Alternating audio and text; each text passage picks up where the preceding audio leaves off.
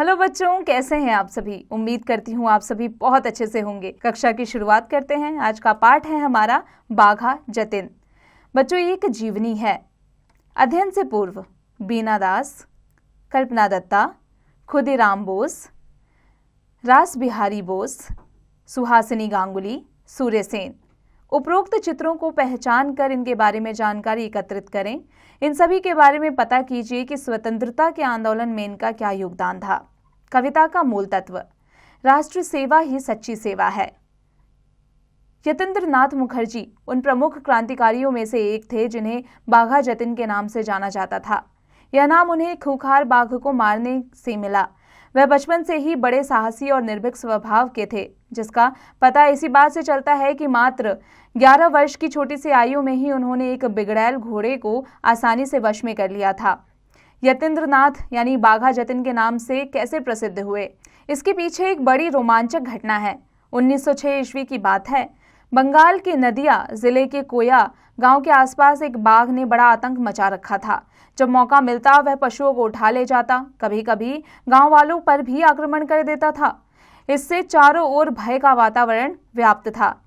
युवा यतीन्द्र को लोगों की इस परेशानी का पता चला। उसने आव देखा न ताव एक लंबा चाकू हाथ में लेकर बाघ से भिड़ने के लिए निकल पड़ा। उसे गांव के निकट ही अकस्मात एक झाड़ी में बाघ दिखाई दिया। यतीन्द्र को देखते ही बाघ गुर्राया और उसकी ओर झपटा। बाघ की गुर्राहट और यतीन्द्र की चीख सुनकर गांव के लोग भी उस ओर दौड़ पड़े। बाघ और यतीन्द्र की गुत्थम गुत्था देखकर वे स्तब्ध रह गए, लेकिन उन्हें उस समय और भी आश्चर्य हुआ जब उन्होंने देखा कि घायल यतीन्द्र तो उठ खड़ा हुआ और बाघ उसके सामने जमीन पर पड़ा हुआ तड़प रहा है और अपनी अंतिम सांसें गिन रहा है। आमने सामने की इस भिड़ंत में बाघ को मार डालने की इस असाधारण घटना के बाद से यतीन्द्र नाथ बाघा जतिन के नाम से प्रसिद्ध हो गए। जीवन के शुरुआती दिनों से ही यतीन्द्र नाथ जी अंग्रेजी सत्ता के प्रति आक्रोशित भावना से परिपूर्ण थे। वे अंग्रेजों से बदला लेने का कोई अवसर नहीं चूकते थे। जब भी वे किसी भारतीय पर अंग्रेज को अत्याचार करते हुए देखते, वह मानसिक रूप से उत्तेजित होकर बदला लेने के लिए उतारू हो जाते थे। अपनी राजसत्ता के मद में अंग्रेज भारतीयों को हीनता की दृष्टि से देखते और उन्हें अपमानित करने पर तुले रहते थे। एक दिन की बात है, वेल्स के राजकुमार की सवारी कोलकाता की एक सड़क से निकल रही थी। सड़क के दोनों ओर सैकड़ों स्त्री पुरुषों की भीड़ खड़ी थी। वहीं एक बग्घी में कुछ भारतीय महिलाएं भी बैठी थी। जतिन ने देखा कि कुछ अंग्रेज उस बग्घी की छत पर जा बैठे और नीचे पैर लटकाकर महिलाओं के साथ अभद्रता करने लगे। यह दृश्य देखकर जतिन अपने को रोक नहीं सके। वे झटपट कर छत पर बैठे अंग्रेजों पर टूट पड़े और लोगों ने देखा कि वे अंग्रेज मुंह के बल धरती पर गिर पड़े। बाद में वे उठकर भाग खड़े हुए। एक भारतीय के हाथ मार खाने के कारण वे इतने लज्जित थे कि इस घटना की उन्होंने किसी से चर्चा तक नहीं की। ये कुछ घटनाएं जतिन के साहसपूर्ण जीवन की उदाहरण मात्र हैं। उनका तो पूरा जीवन ही ऐसी घटनाओं से भरा पड़ा है।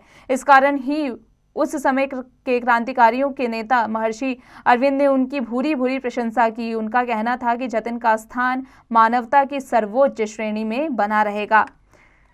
राष्ट्रभक्त क्रांतिकारी यतीन्द्र नाथ मुखर्जी का जन्म 8 दिसंबर 1879 ईस्वी को बंगाल में नदिया जिले के कोया नामक गांव में अपनी ननिहाल में हुआ था। वे 5 वर्ष के थे, तभी पिता उमेश चंद्र का साया उनके सिर से उठ गया। मां शरत शशि ने बड़ी सावधानी से बालक का पालन पोषण किया और उसके चरित्र निर्माण और नैतिक गुणों के विकास का विशेष ध्यान दिया।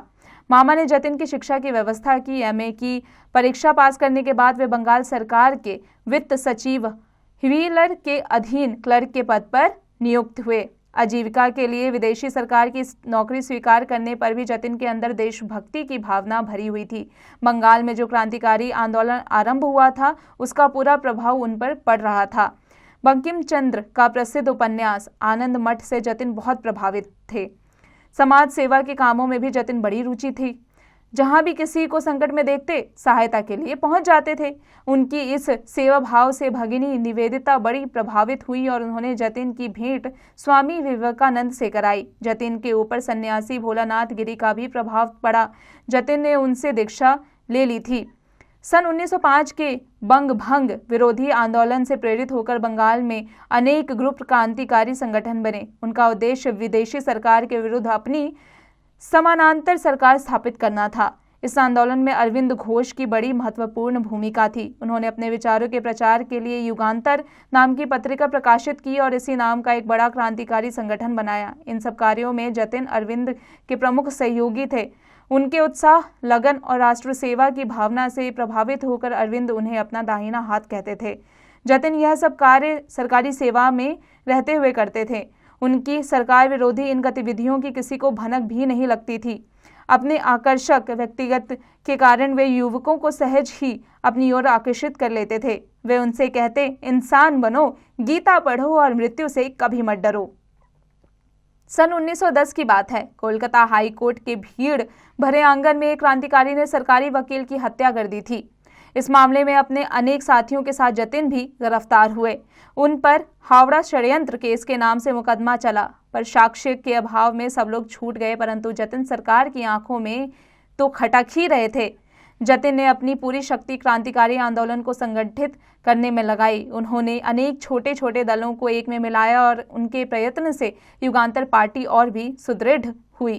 क्रांतिकारियों को अपना कार्य जारी रखने के लिए धन की बड़ी आवश्यकता थी। इसी से वे शस्त्र खरीद सकते थे। गुप्त संगठन होने के कारण किसी से खुलेआम चंदा मांगना संभव नहीं था, इसलिए धनी व्यक्तियों और व्यावसायिक संस्थाओं से बलपूर्वक धन वसूलना पड़ता था। जतिन के दल को भी ऐसे अनेक कार्य करने पड़े।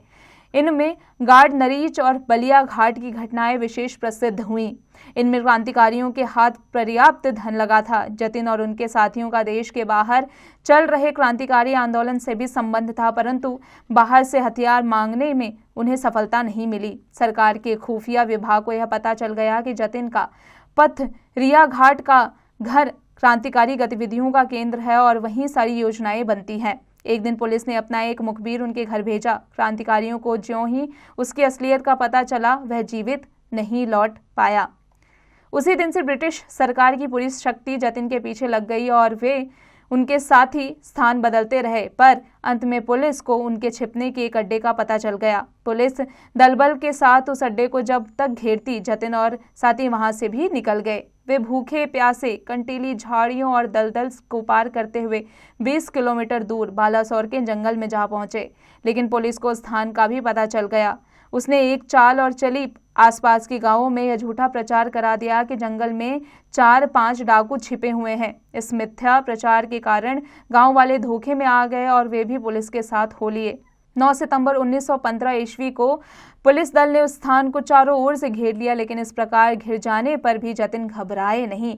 उनके साथ 4 क्रांतिकारी युवक थे और चित्तप्रिय, मनोरंजन, नीरेन और ज्योतिष। एक और इन क्रांतिकारियों के पास केवल माउजर पिस्तौलें थी और दूसरी ओर आधुनिक हथियारों से लैस सैकड़ों की संख्या में अंग्रेजों की पुलिस और गुमराह गांव वाले थे। पुलिस ने चारों ओर ऐसा जाल बिछाया था कि उससे बचकर निकलना असंभव था। फिर भी क्रांतिकारियों के बलिदान भावना को जानते हुए पुलिस आगे बढ़ने में हिचकिचा रही थी। उसने रेंगते हुए आगे जाने का निश्चय किया। क्रांतिकारियों ने जो ही देखा कि पुलिस वाले उनके पिस्तौलों की मार के अंदर पहुंच चुके हैं, वे गोलियां चलाने लगे। पुलिस दल ने भी गोलीबारी शुरू कर दी। क्रांतिकारियों की गोलियों से अनेक पुलिसकर्मी दम तोड़ चुके थे, लेकिन उनकी संख्या बहुत अधिक थी। वे गोली चलाते हुए आगे बढ़ते गए। पुलिस की गोली से पहले शहीद होने वाले क्रांतिकारी थे चित्तप्रिय। जतिन को भी कई गोलियां लग चुकी थी, फिर भी वे लोग आखिरी गोली तक पुलिस का सामना करते रहे। दोनों ओर से 75 मिनट तक गोलियां चलती रही। ज्यों ही क्रांतिकारियों की ओर से गोलियां चलनी बंद हुई, पुलिस ने इन घायल युवकों को गिरफ्तार कर लिया। उन्हें अस्पताल ले जाया गया। जतिन का ऑपरेशन हुआ, पर उसके बाद ही भारत माँ का यह सपूत सदा के लिए चल बसा। शेष युवकों पर मुकदमा चला।